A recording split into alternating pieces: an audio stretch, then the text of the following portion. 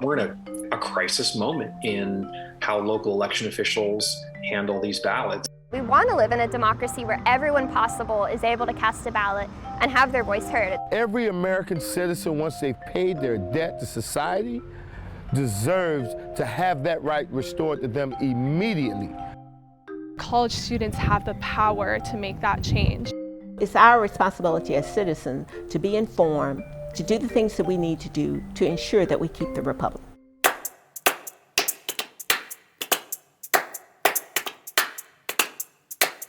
Today, we're looking at voting in multiple states. In Texas, we'll look at how we cast our ballots. Are there other ways for governments to create fair and efficient ways to vote? In Michigan, sticker pride. After you cast your ballot, what's with the stickers? What's the real point? In Florida, we're dissecting automatic voter registration. It's happening in many states. Could it become more prevalent? In Virginia, we'll take a look at the push to get students registered to vote on a college campus. In America, voting is your right, unless it's taken away. For many convicted felons, it happens. At the age of 15, I lost my voting rights before I had them. In some states, if you're a felon, you can never vote again. In other states, everyone can vote unless you're currently in prison. Some states restore the rights of felons automatically after completing a sentence, but in other states, it's not quite as simple. We're unpacking it all. I'm Lewis Bolden. This is Solutionaries.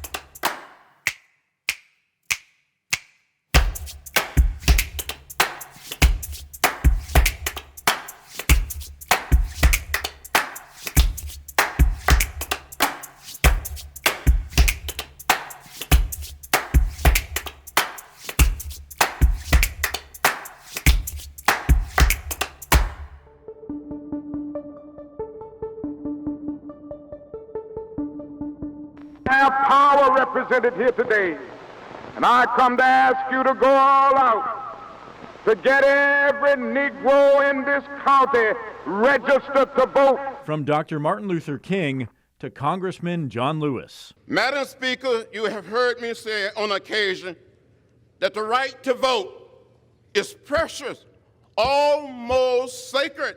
The fight for voting rights has a strong history right here in Atlanta. We've had some of our greats, like John Lewis behind me, whose literal life was about making sure that everyone has access to the ballot, access to vote. If you see something that's not right, that's not just, you have an obligation to do something about it. And it's just as important today as ever before. Close elections, tight elections, Georgia has become a legitimate swing state where you never know which party is going to come out on top.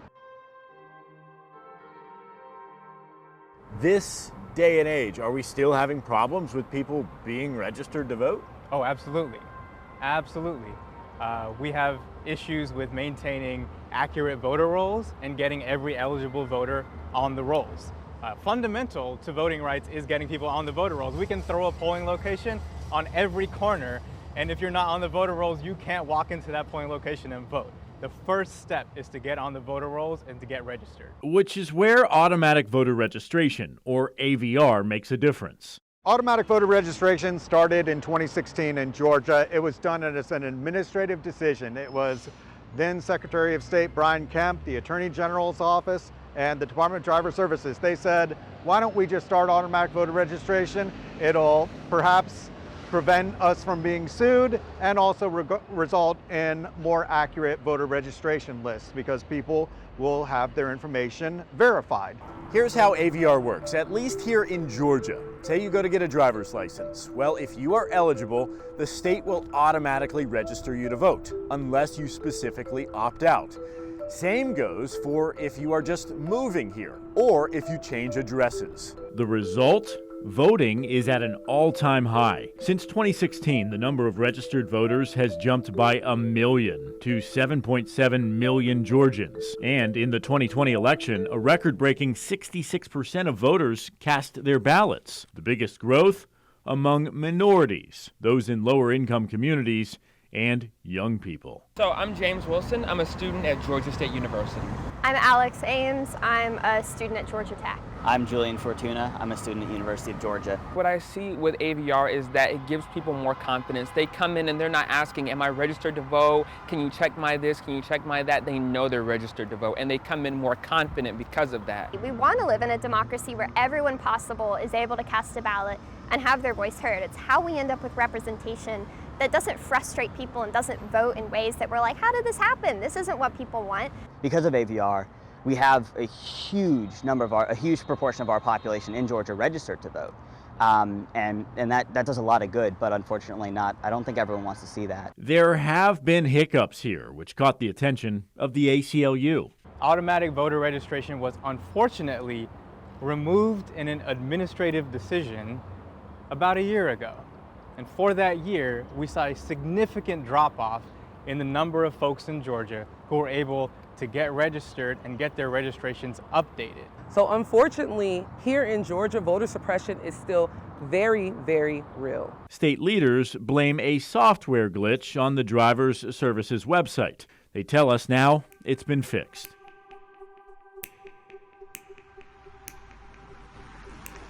Does automatic voter registration help one party more than the other? It doesn't. It's just about your core ability to be on the voter rolls so that you can access your ballot and get your ballot counted. Regardless of what party you support, the primary way that Georgians have been able to get registered and to get their registrations updated has been automatic voter registration. 20 states and D.C. have approved AVR, saying it not only brings more voters, it catches duplicate registrations and saves taxpayers money. Automatic voter registration, no matter who you ask and what party, you'll get different views on it, but I don't think you can dispute that it has expanded voting opportunities and access and accuracy. What are the cons to AVR? When you look at the cons to having automatic voter registration, there's none. There's simply none. Any argument that could come up against automatic voter registration is not strong enough, because the point of the matter is everyone has the right to vote. One day, Georgia will be a better state. And that, activists say, is walking in the footsteps of giants.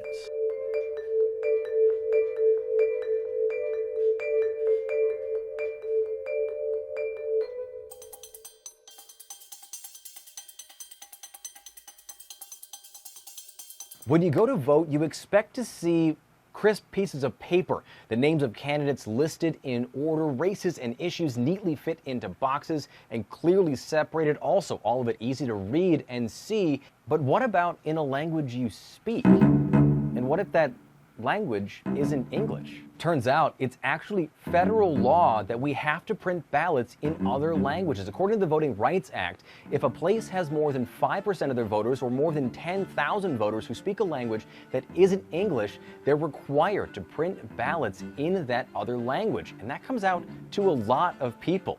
According to the last census, more than 24.2 million people lived in places where they needed to have ballots in a language that those people spoke. And those ballots span languages from more than 30 countries and across 5 continents. While it seems like a no-brainer to print these ballots in a language that isn't English, it's been an uphill battle for decades. In Florida, which is one of the most consequential states for elections and has the 3rd highest population of Spanish speakers, counties just agreed this year to print ballots in Spanish. That's more than 4 million people with the new access to vote. And in Michigan, with the highest population of Arabic speakers, people are still fighting to get Arabic on their ballots. But maybe the biggest thing isn't the translation, but what it says about who we think should and shouldn't be able to vote. Election experts have said for years that breaking the language barrier is the easiest way to get more people to vote. And in the end, isn't that what we want? More Americans voting, making their voices heard, no matter what language that voice is in.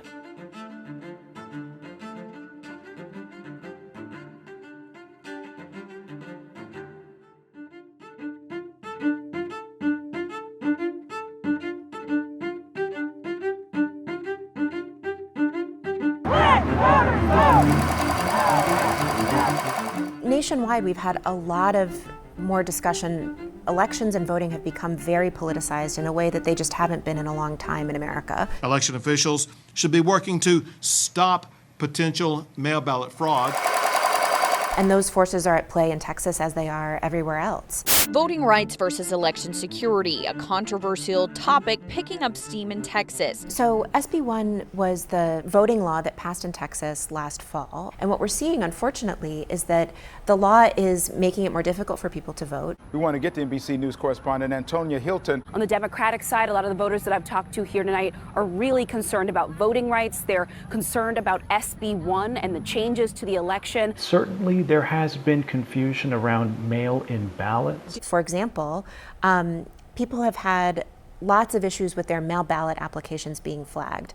This was not an issue that we had in previous elections. How did you feel when you saw that final 20% rejection rate? After years of when you have like 2 to 3%. It's tough.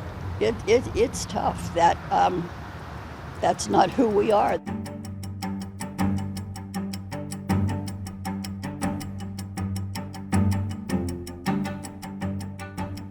So many people are having their ballots flagged because the new law imposes requirements. Mail ballot envelopes now need to have the voter's state ID number or the last four of their social on the outside of the envelope, in this spot under the flap. It's a spot some missed entirely. In particular, I spoke to older voters who were talking about challenges with mail-in voting now that the law required people to submit identification numbers that had to match what they sent in when they first registered to vote, which has proved to be very challenging. Hey, I just got this letter handed to me. This is from the Secretary of State John Scott, who says that the delay in Harris County voting, that the votes will not be tabulated by tomorrow.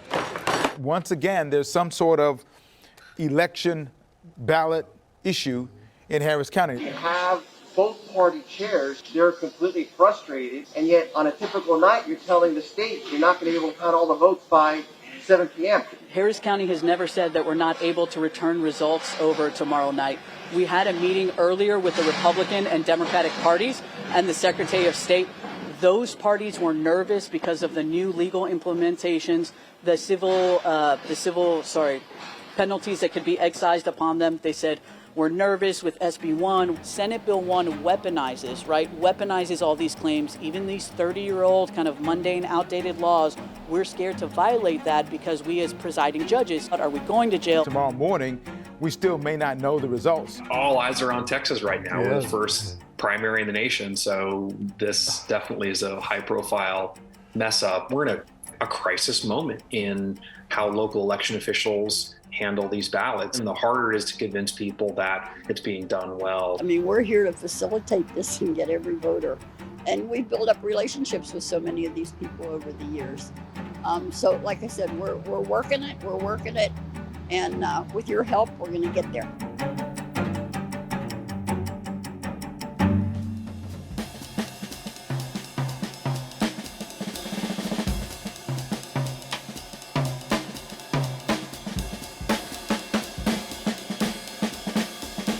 Just because you get convicted of a felon doesn't make you any less of a human being. I was young and pretty much just made some bad decisions. At the age of 15, I lost my voting rights before I had them. I think that we're still living in an era of Jim Crow, no matter how you put it. Every American citizen, once they've paid their debt to society, deserves to have that right restored to them immediately.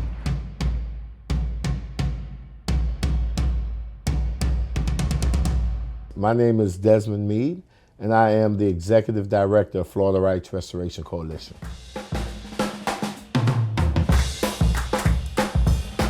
FRC is an organization led by directly impacted people, or people with previous felony convictions, as well as family members who have loved ones that have been impacted by the justice system.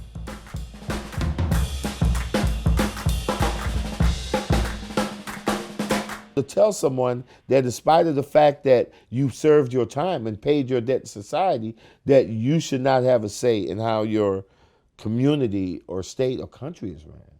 It was something wrong with that. It makes you feel like you're no longer an American. It sounds to me like they're trying to suppress convicted felons, which are human beings, just like you or him. And everybody's got a right. You know, you want to talk about a moment? You want to talk about my wife Sheena running for office. She ran for House District 46, right? Getting all excited about it. And weeks before the primary election, you know, and someone approached me and said, Desmond, I know you're excited that you're going to get the vote for your wife, right? And it was like they took a knife and just stuck it in the old wound and twisted it, reminding me, right, that I'm not even good enough to vote for my wife.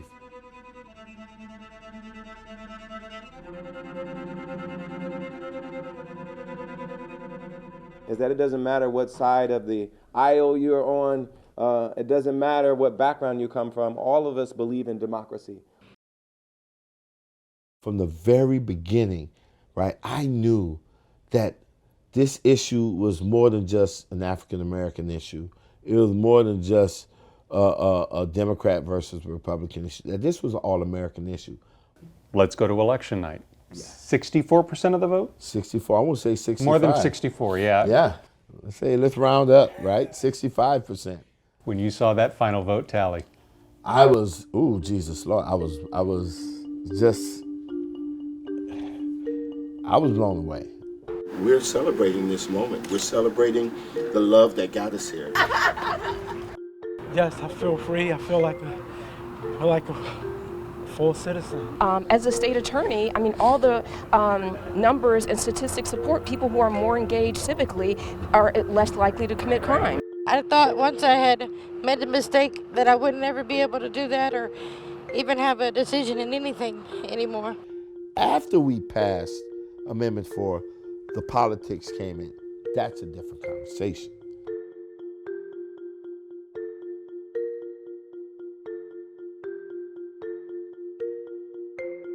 We didn't believe that any American citizen should have to choose between putting food on their table or being able to vote, paying their rent or mortgage or being able to vote, right? And what we found was that even a lot of those fines or legal financial obligations were also attached to their driver's license being suspended, right? And so it was like a double whammy. I'm blocking you from participating in democracy, and I'm also blocking you from fully engaging in our economy.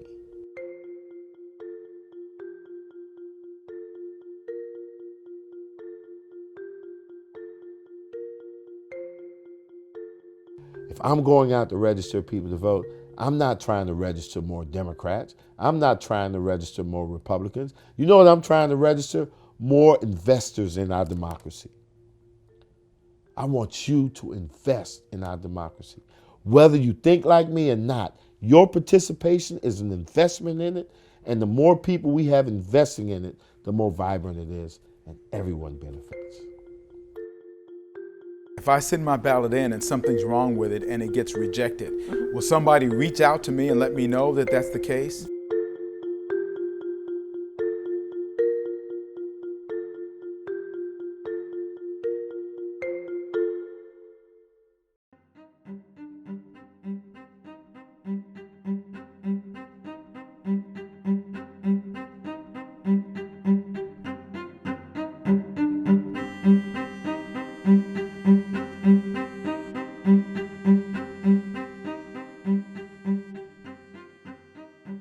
So let's get some questions answered about what voters should be aware of. First question, and the basic one, is who is eligible to vote? Any United States citizen who's 18 years old in every state across the nation. In Texas in particular, you have to have resided in the county for 30 days and been a resident of Texas for 30 days and not be mentally incompetent. And you can actually be confined. You could register if you're in jail as long as you haven't been convicted of a felony. What do voters need to bring to the polls? Voters need to bring some form of identification to the polling place, and it would be a good idea to bring their voter's registration certificate that they get in the mail after they register to vote, because it has valuable information on it. What is the status now on how to get a mail-in ballot? Can everybody do that, or how does that work? Very specific rules for getting a vote by mail application.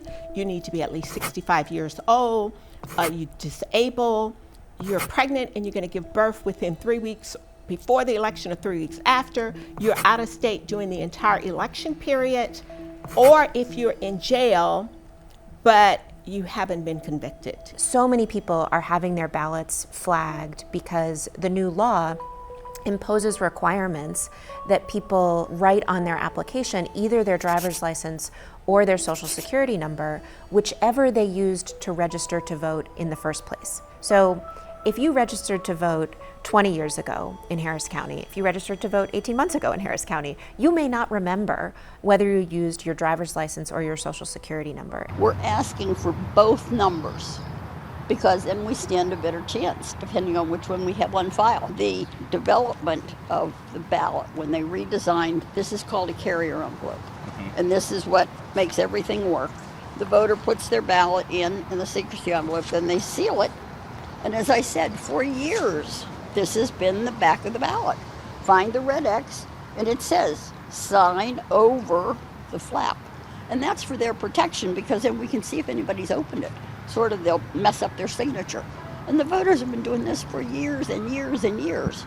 So I can see how it was easy to miss this. If the actual ballot does not arrive in time, there is a possibility that the election officials may reach out to you to cure the ballot, that you can make, if there are things wrong with it, that they can fix it. A follow-up to that, if I send my ballot in and something's wrong with it and it gets rejected, will somebody reach out to me and let me know that that's the case? They may reach out to you if there's adequate time, but it's not required by law that they do. Here in Harris County, the county clerk has been very vigilant about following up with voters. Hello there, Dad. How you doing? The county clerk will help you call them back, write them back, try again to get that information synced up so that you can vote by mail. So we run the 1-866-R-VOTE hotline. We staff it with lawyers. We run it together as the ACLU of Texas with the Texas Civil Rights Project, Common Cause, the League of Women Voters. So what we try to do is give the voter information that empowers them to cast their ballot right then. But before you do that, do your research. Go to Vote 411 or the League of Women Voters Voters Guide webpage to find out who are the candidates on the ballot for your respective area so you can make a decision. Kind of like Benjamin Franklin said, ma'am, we created a republic if you can keep it. And so it's our responsibility as citizens to be informed, to do the things that we need to do to ensure that we keep the republic.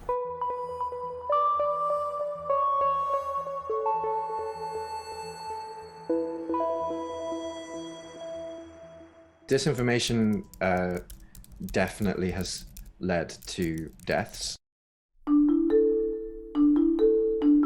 I'm Fergus Bell. I'm the founder and CEO of Fathom. We work with news organizations and journalists around the world to help them be prepared to counter mis and disinformation.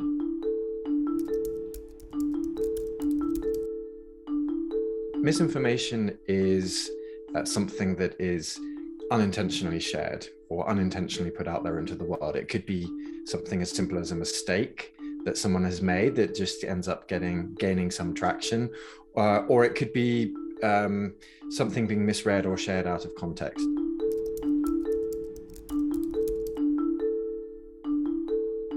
Disinformation are things that are wrong that are shared intentionally. So there is intent behind the actions.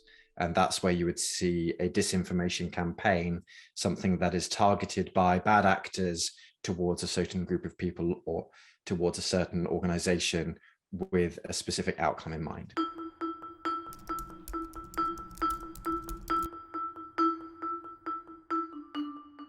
The reason why misinformation can turn into disinformation is because if it's being shared and there's some kind of something that people are grabbing onto, some reason why this is an interesting thing to people, or there's something entertaining about it and it means it's going to be shared.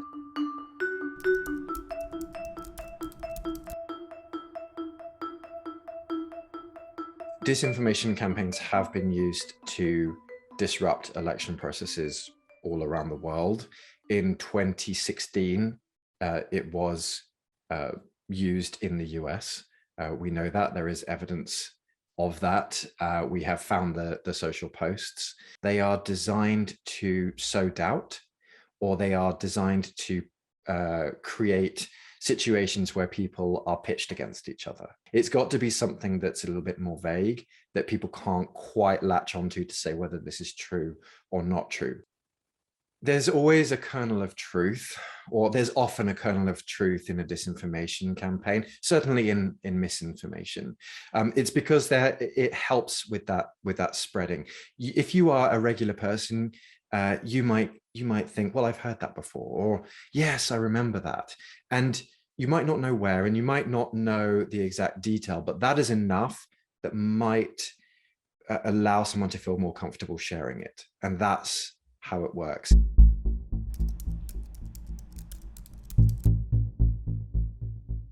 Disinformation definitely has led to deaths in many parts of the world. We've seen there's definitely cases in Asia where we've seen disinformation campaigns have led to lynchings of people. We've seen the same in Africa. We've also seen disinformation campaigns in other places in the world where we've seen democracy be disrupted. The intent there is to disrupt an election. So it's dangerous in terms of democracy. It's dangerous in terms of people's lives.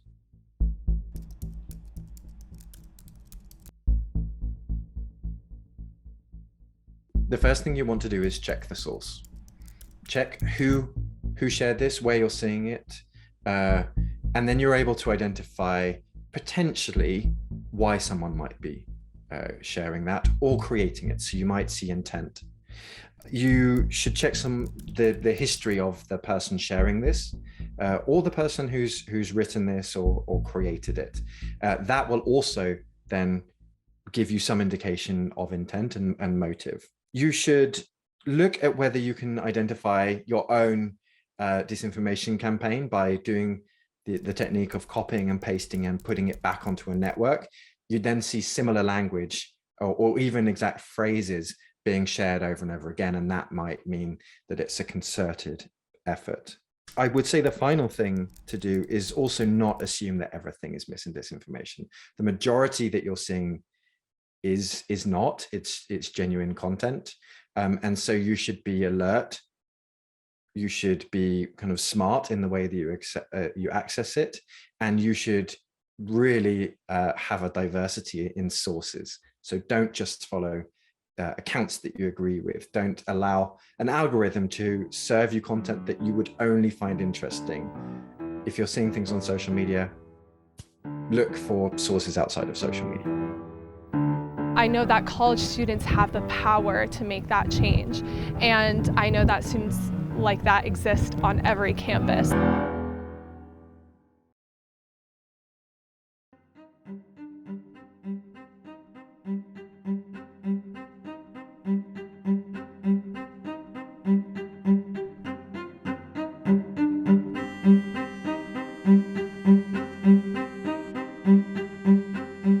College students can register to vote at home or where they go to school. Vote.org says the choice is legally yours. You have dual residency, so you can register back home or on campus, as long as you don't register to vote in both states. A college student votes in the same manner as any other registered voter, in person on Election Day, or if eligible, by absentee. Now, if you register to vote back home, you'll need to remember to sign up for an absentee ballot. But Vote.org says students with scholarships or tuition that require residency should check with their financial aid office before registering to vote back home. For example, if you have a scholarship that requires California residency, you should ensure that registering to vote in a different state will not affect your status.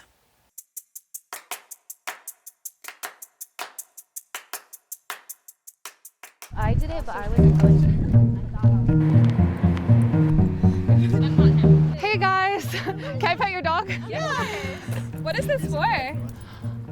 So I'm with VT Engage, which is the Center for Leadership and Service Learning, and basically we're doing some voter education today.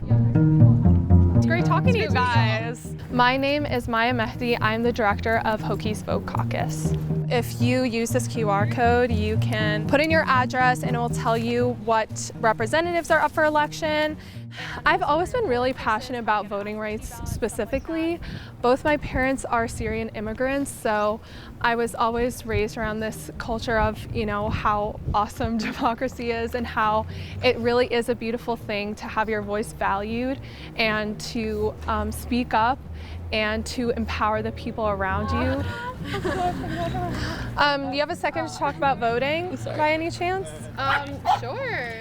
College students have been at the forefront of political activism since forever.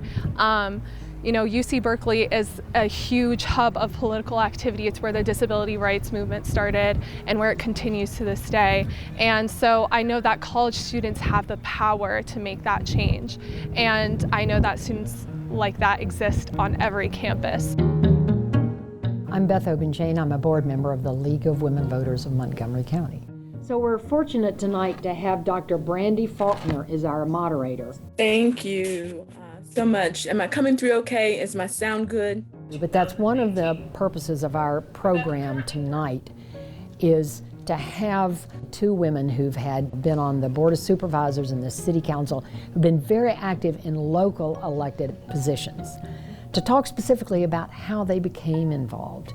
What's your first step before you sign up to run for Congress? The first political, feeling I ever had was in 4th grade. I do have a voice. I do have something to say. If you don't have a seat at the table, you might be on the menu for lunch.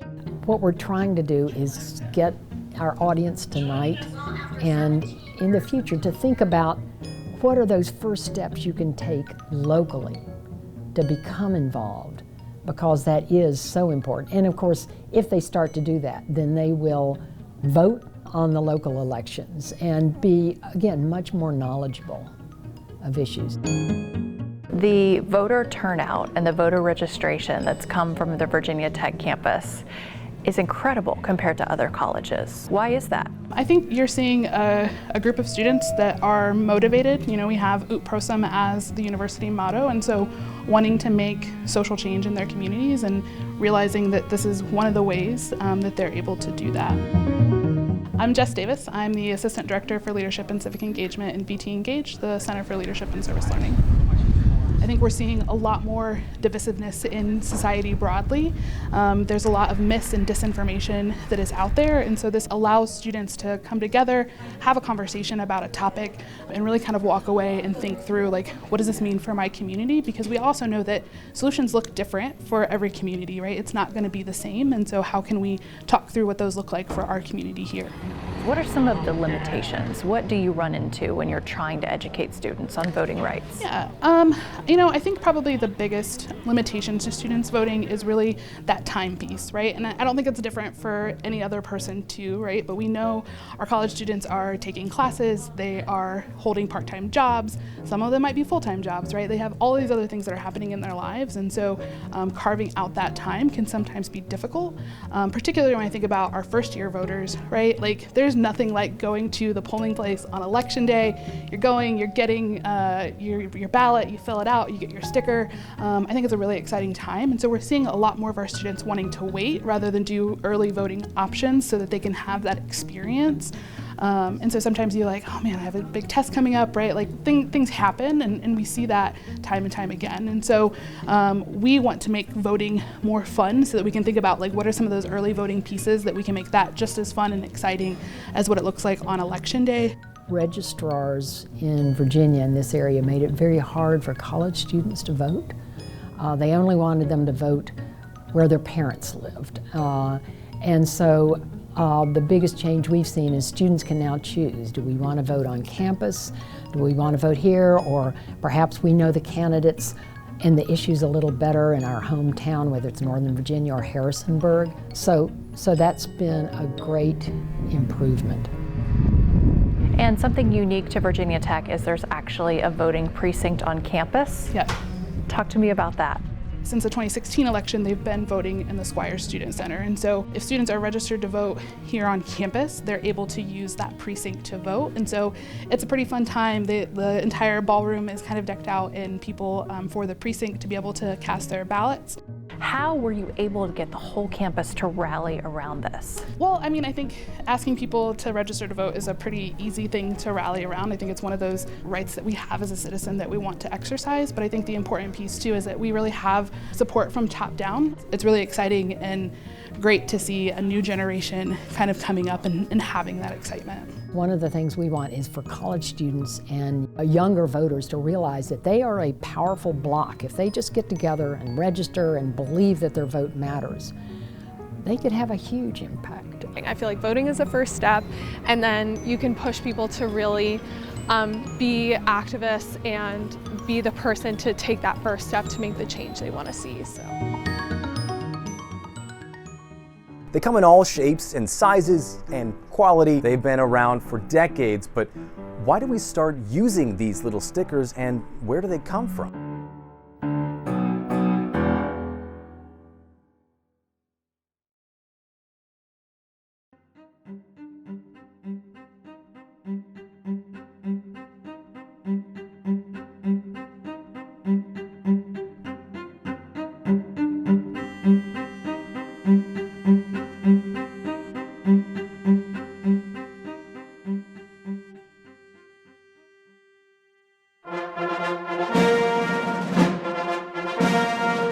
Voting.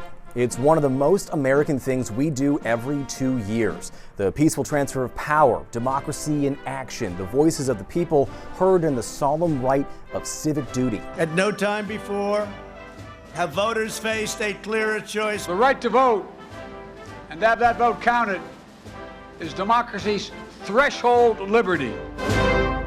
Yeah, but we know what we're really here for. These little guys.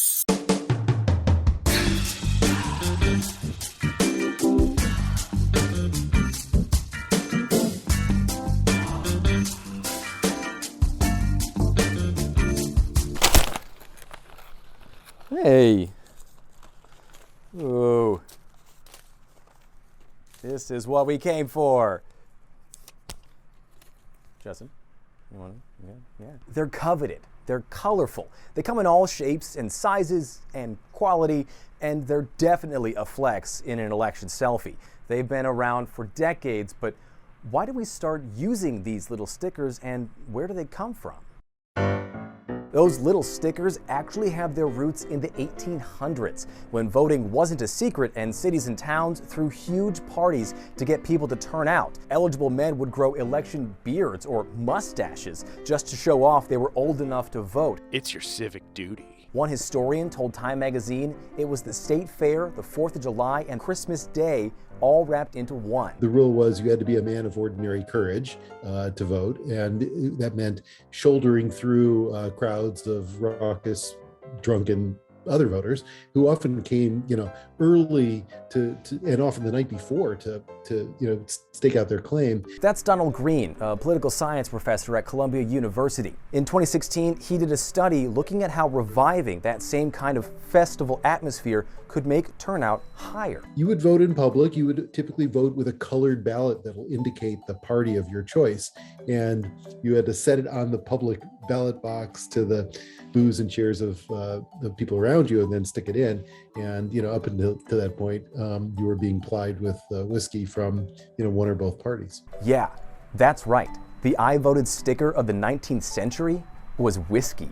The amount of booze that was consumed on Election Day was truly fabulous. And in New York City, for example, apparently 90% of the voting locations were in saloons in the 1860s, which is part of the reason why it was difficult for Victorian-era women to get the vote, because it was associated with drinking. But as the 1900s came and reformers of both the temperance movement and the progressives like President Teddy Roosevelt wanted to shift away from party machines and more towards elections about the issues, it had the side effect of turning elections into much more solemn days. By the 1920s, everyone, the Boy Scouts, civic leaders, everybody is bemoaning the fact that turnout has fallen from roughly 80% to under 50%. And things stayed pretty much the same until the 1980s, when we first see those little red and blue stickers. The first mention of one is in the Miami Herald in 1982.